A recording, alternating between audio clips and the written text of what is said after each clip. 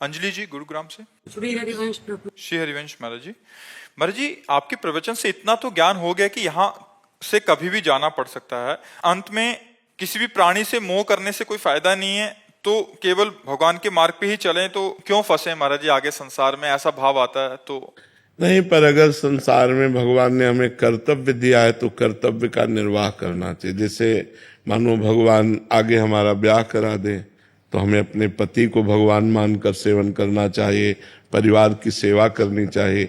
मनुष्य जीवन परोपकार के लिए मिला है।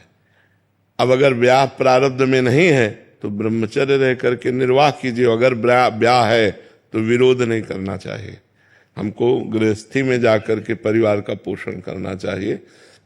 अगर विवाह में नहीं जा रहे तो ब्रह्मचर्य में चलना है। तो गुरुदेव एक कलयुग है, आप ऐसा मुझे मार्गदर्शन करें कि मैं इस रास्ते पे कैसे प्रबल रूप से चल पाऊं। हाँ, है कठिन पर असंभव नहीं है। यदि हम अपने पे स्थित रहें और हम कुसंग ना करें, खान पान पवित्र रखें, तो कुछ समय बाद मन शांत हो जाता है, फिर मन संसार की तरफ नहीं जाता। पर है कठिन, मतलब असंभव नहीं है पर सरल भी नहीं है।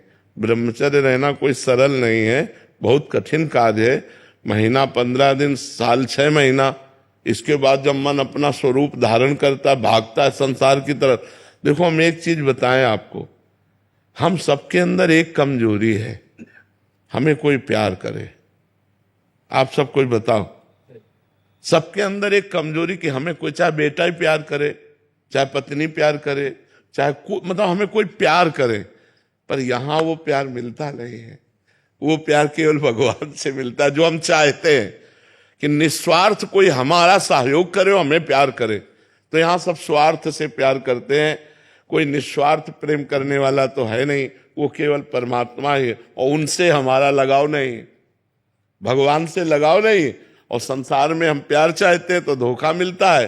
तो हमें चाहिए कि अपने मन को बचा के हरि के चरणों में, सा वही मना कृष्ण पदारविंदयो, भगवान के चरणों तक पहुंचा दें तो मनुष्य जीवन की सार्थकता हो जाएगी।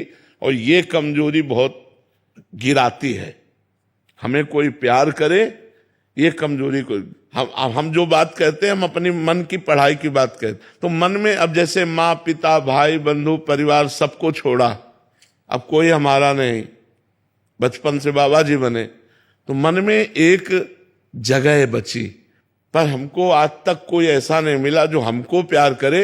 वो अपने लिए हमको प्यार करना, अपने लिए हमें प्यार करेगा, हमारे लिए हमको कोई प्यार नहीं करता।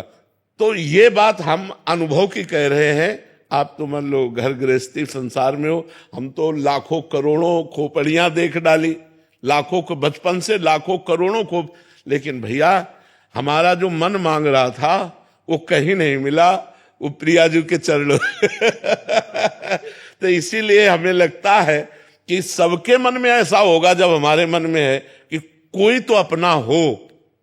ये ढूंढने पर केवल भगवान के ही चरण समझ में आए और कोई समझ में नहीं आया कि कोई अपना है या कोई हमें प्यार कर सकता है।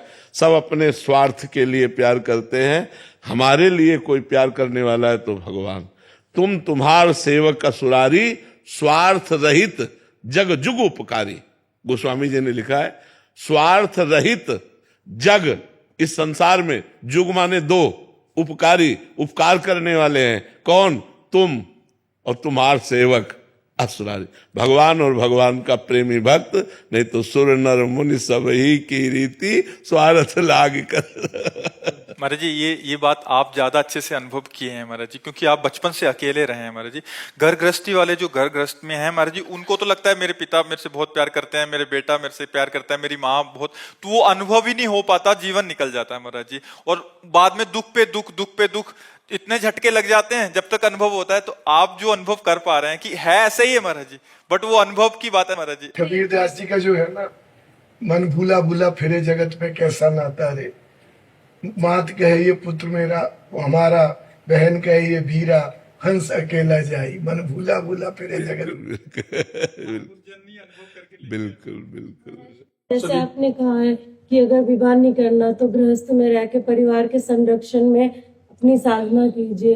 अब मान लीजिए विरक्त वेश नहीं ले सकते, अभी समय ऐसा कलयुग का है, लेकिन गृहस्थ में भी ऐसा संरक्षण नहीं है, तो फिर क्या, कहाँ जाए फिर? हाँ, नहीं, समस्या ये है ना कि जैसे मान लो क्योंकि पिता मान लीजिए, शरीर के बड़े भैया मान लीजिए वे नहीं मान, अपने को ही सुरक्षित रखना पड़ेगा भगवान की कृपा से, और परिवार में ही रहना पड़ेगा। आप समय ऐसा नहीं कि मतलब आप अन्यत्र कहीं रहें।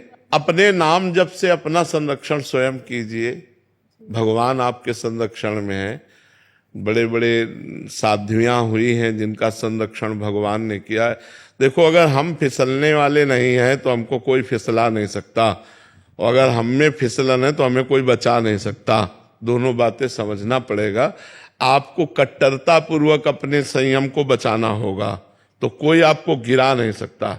भगवान रक्षा के सीम की चाप सके को तासु, बड़ रखवार रमापति जासु। भगवान जिसके रक्षक उसको कौन छू सकता है। लेकिन अगर हम ही फिसलना चाहेंगे तो भगवान फिर बचाएंगे नहीं, ये भी बात है। फिसलो तो फिर फिसलो, अगर हम नहीं फिसलना चाहते तो फिर कोई, माता पिता कितने दिन रहेंगे, परिवार कितने दिन रहेगा, पूरा जीवन तो आपको ही निर्वाह करना है। अच्छा, कहीं मान लो किसी आश्रम में भी कहीं रहो तो वहां भी तो फिसल सकते हैं।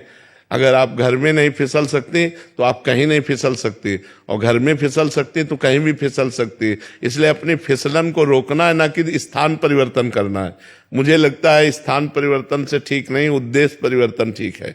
उद्देश्य परिवर्तन करके अपने घर में रह जाए बहुत अच्छा है। दूसरे की सुविधा में और दूसरे के संरक्षण में रहने से अच्छा है अपने परिवार में रहे, नमक रोटी खाए, उनकी गालियां भी बर्दाश्त कर ले, अपने संयम से चले। महाराज जी, आपका भी प्रश्न था, कह रहे हैं कि बहुत सारे बच्चे, बड़े छोटे, वो मतलब आपकी वार्तालाप सुन के महाराज जी घर छोड़ के आ जाते हैं। फिर मतलब उनको हम समझाते हैं कि भैया आप अपने घर में रहिए, तो महाराज जी उनके लिए आपका क्या? नहीं, घर छोड़ने के लिए हम किसी को भी नहीं कहेंगे, क्योंकि कलयुग है और पूरे जीवन भर संयम से चलना बहुत कठिन है। घर मत छोड़ो, कोई भी घर से मत भागो, घर में रहकर भजन करो, माता पिता की सेवा। हम क्या कह रहे हैं, अभी हमारी बात को समझो। हमारा मन खोजता है कि कोई हमारा हो, तो उसी परिवार के बीच में रह करके यदि अपने मन को भगवान में लगा दो तो कितना बढ़िया हो।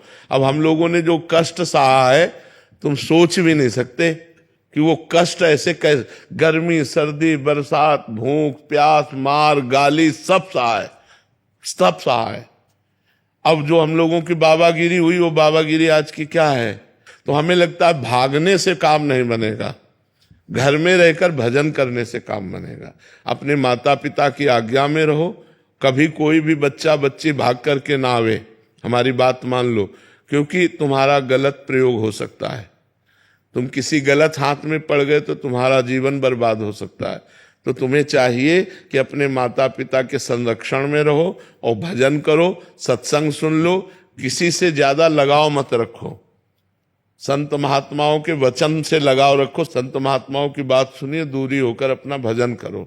आज का जो समय है वो भजन करने से बनेगा, कहीं किसी के आश्रम में जाने से या कहीं किसी भाग करके जाने से बनने वाला नहीं, ये बात समझ लो। बिल्कुल कहीं किसी बच्चा बच्ची को घर छोड़कर नहीं भागना चाहिए, हमारी प्रार्थना है।